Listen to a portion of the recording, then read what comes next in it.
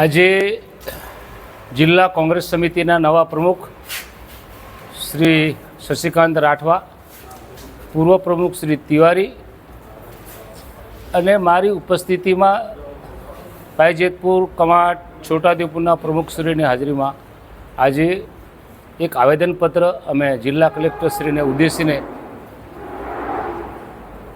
Residence કલેક્ટરને આપ્યું છે.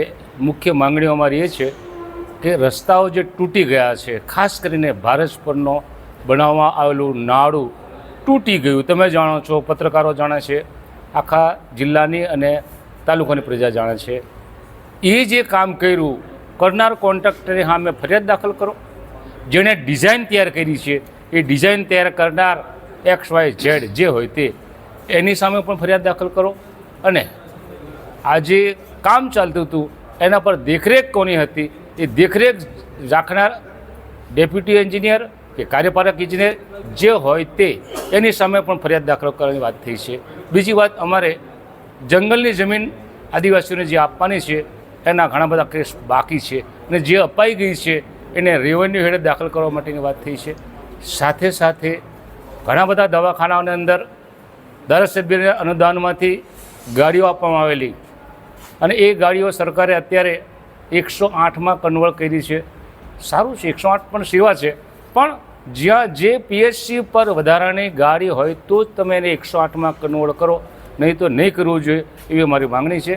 સાથે સાથે ડુંગર વિસ્તારમાં જે બનાવો બની રહ્યા છે રસ્તાના, પ્રસૂતિના, હેલ્થને કારણે, એ આ બધી લાંબા ગાળાનો પ્રોસેસ છે. પણ સરકારે ડુંગરપટ્ટી વિસ્તારની અંદર એક એમ્બ્યુલન્સ એવી ત્યાં રાખો, એનો નંબર હોય એવી જગ્યાએ રાખો કે કંઈક થાય તો એને સીધો કોલ કરીને એ એમ્બ્યુલન્સને ત્યાં બોલાવી શકાય અને કોઈકનો જાન બચાવ હોય તો બચાવી શકાય. આ મુદ્દાની વાત છે.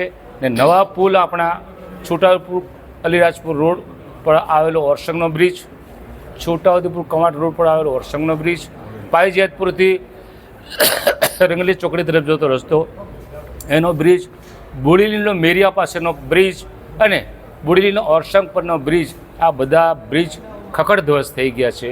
તો એની ચકાસણી એના કાર્યપાલક ઇજનેર કે મોટા કોઈ તજજ્ઞો મારફતે કરાવી એનું આયુષ્ય કેવું છે, તૂટશે કે બચી જવાના છે.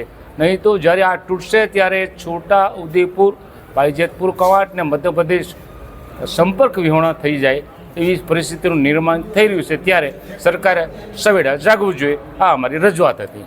અમે જિલ્લા કોંગ્રેસ સમિતિ દ્વારા કલેક્ટર છોટાઉદેપુરને આવેદનપત્ર આપ્યું અને અમારો વિષય છે કે 1-7 જુલાઈના રોજ જે ધરતી આબા અભિયાન જે ચલાવો છો અને એના હેઠળ જે યોજનાઓની વાતો કરો છો એના બદલે બિરસા મુંડા આંદોલનનું પ્રતીક છે, અધિકારની વાત કરનાર વ્યક્તિ છે.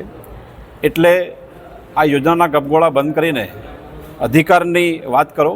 અત્યારે જિલ્લામાં હાલત ખૂબ ખરાબ છે. દરેક જગ્યાએ રોડ, રસ્તા, ડાયવર્ઝન પતી ગયા છે અને એનાથી BJPના પણ જે સ્થાનિક સ્તરના નેતાઓ છે, તાલુકા પંચાયતના સભ્યો, કારોબારી અધ્યક્ષો, એ પણ એનો વિરોધ કરી રહ્યા છે. તો અમે એ નિમિત્તે આ આવેદનપત્ર આપ્યું. એમાં આ બધું તો છે જ, પણ અમારા 5 મુદ્દાઓ છે. એમાં એક કે 1 જુલાઈએ જે કાર્યક્રમ ધરતી આબા અભિયાન જે કરો છો એનું લોકેશન સ્કૂલ છે. આ કાર્યક્રમને અને શિક્ષણને કોઈ લેવા દેવા નથી, એટલે એનું સ્થળ બદલીને બીજી કોઈ જગ્યા રાખો જેથી બાળકોનું શિક્ષણ ના બગડે. બીજો અમારો મુદ્દો છે, સરકાર પાસે એક યોજના છે, દરેક પંચાયતને એના ગામનો વિકાસ કરવા માટે આદિ આદર્શ ગ્રામ યોજનાનો કાર્યક્રમ ચાલે છે અને એના નાણાં જે તે સરપંચ અને તલાટીએ અને એના સભ્યોએ વાપરવાના છે. પણ આ યોજનામાં અમલીકરણ અધિકારી નિમીને સરકારે એ અધિકાર પણ પંચાયતોને લઈ લીધો છે, એ સરપંચોને આપવામાં આવે. ત્રીજો મુદ્દો અમારો છે, જંગલ જમીનના ઘણા બધા દાવા અરજીઓ છોટાઉદેપુરમાં બાકી છે, એ મંજૂર કરો અને જે પણ મંજૂર કર્યા છે એમાં સાતબાર આપીને દરેકને વ્યક્તિગત અધિકાર આપો.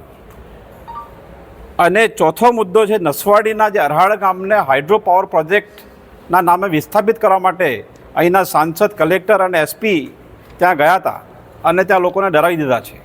તો એક સાથે જે કાર્યક્રમ છે, બિરસા મુંડા નામનો જે કાર્યક્રમ છે, ત્યારે જે તે અધિકારી ત્યાં જાય અને આ ગામડાઓને ખાલી નથી કરવાના એ બાંહેધરી પત્રક ત્યાં આપે. પાંચમો મુદ્દો અમારો છે નકલી કચેરી કૌભાંડમાં અને બીજા કૌભાંડમાં જે અહીંના 25 કરોડ રૂપિયા ગયા છે, એ લાભાર્થીઓના રૂપિયા ગયા છે, બોર્ડર વિલેજના લોકોના અધિકારના રૂપિયા ગયા છે. એની તપાસ કેટલી આવી અને તપાસ કરીને અહીંના ચોકીદારોને સહયોગથી એ પૈસા જે તે લાભાર્થીઓને પાછા મળે, આ અમારી માંગણી છે. અને ફરી બિરસા મુંડાના નામના કાર્યક્રમમાં આ યોજનાઓમાં દાખલા આપો અને 7/12 આપો ને એ બધું બંધ કરો. એ તો તમે અહીં આપો જ છો, એને પેલા જનસેવા કેન્દ્રો પણ છે, તો એ ગામડામાં લઈ જઈને ગામડાના લોકોનો ટાઈમ ના બગાડો, એમને અધિકાર આપો. આ અમારી માંગણી આજે અહીંના કલેક્ટર સાહેબ પાસેથી છે અને અમે આશા રાખીએ છીએ કે અમારી માંગણીને સ્વીકારશે અને જિલ્લામાં જે હાલત ખરાબ છે એ સુધારશે અને એક સાથનો કાર્યક્રમ લોકોને અધિકાર આપવાનો હોય તો જ કરશે, નહીં તો નહીં કરે. આજ રોજ કોંગ્રેસ છોટાઉદેપુર જિલ્લા સમિતિ દ્વારા અમે કલેક્ટરશ્રીને આવેદનપત્રનો કાર્યક્રમ યોજ્યો. એમાં અમારા પૂર્વ ધારાસભ્ય શ્રી સુખરામભાઈ રાઠવા સાહેબ, અર્જુનભાઈ રાઠવા સાહેબ, મારા તાલુકા પ્રમુખશ્રીઓ અને મુખ્ય હોદ્દેદારશ્રીઓ તમામે એક થઈને અમારી મુખ્ય રજૂઆત એ છે કે આપ સબ જાણો છો કે જિલ્લાની જે અત્યારે પરિસ્થિતિ છે, રસ્તાઓને લઈને, આરોગ્ય લઈને, શિક્ષણને લઈને, એને લઈને અમારા મુખ્ય મુદ્દાઓ જે 3 હતા એ અગાઉ આપણને સાહેબે જણાવ્યું છે એ પ્રમાણેના હતા. કલેક્ટરશ્રીએ અમને આશ્વાસન આપ્યું છે કે દિન 15માં તમને આનો જવાબ અમે આપીશું. તો એની અમે કાઉન્ટરમાં અમે કીધું છે કે અમને જવાબ નહીં મળે તો આવતા દિવસોમાં અમે ઉગ્ર આંદોલન પર કરીશું.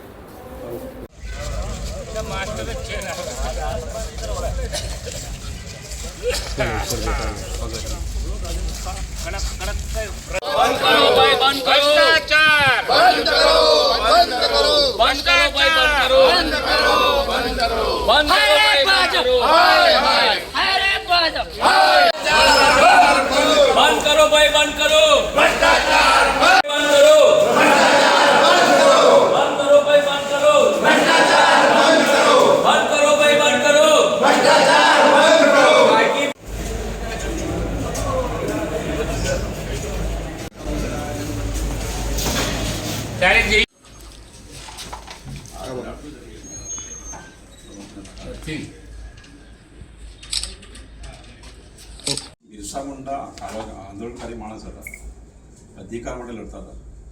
તમે એના નામે યોજનાઓ આપવાનું બંધ કરો, ગોળા બંધ કરો.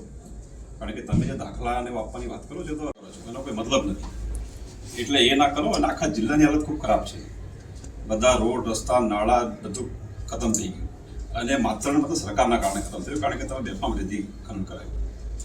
અને એના કારણે શિક્ષણ, આરોગ્ય, રોજગાર, ધંધા, આ કહેવાતા ચોકીદારોને તમે ભેગા થઈને પાછા કઢાવો અને લાભાર્થીઓને પાછા આપો. આ અમારી માંગણી છે 5 મુખ્ય. એ બોલેલી હોય લાઈનો પડે છે દાખલા માટે, દાખલાઓ તૈયાર હોય છે, મામલતદારો સહી કરતા નથી. એ દિવસે મેડમ કમાટ આવેલા, મેડમ જોઈ ગયા.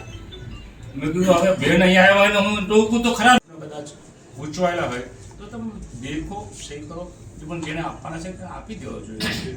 જંગલની જમીનના પ્રશ્નો છે, સનદો અપાઈ ગઈ છે, ખેડતા થઈ ગયા છે, હજુ એમના નામ પર રેવન્યુમાં નામ દાખલ થયું નથી. રેવન્યુમાં દાખલ થાવ તો સરકારી યોજના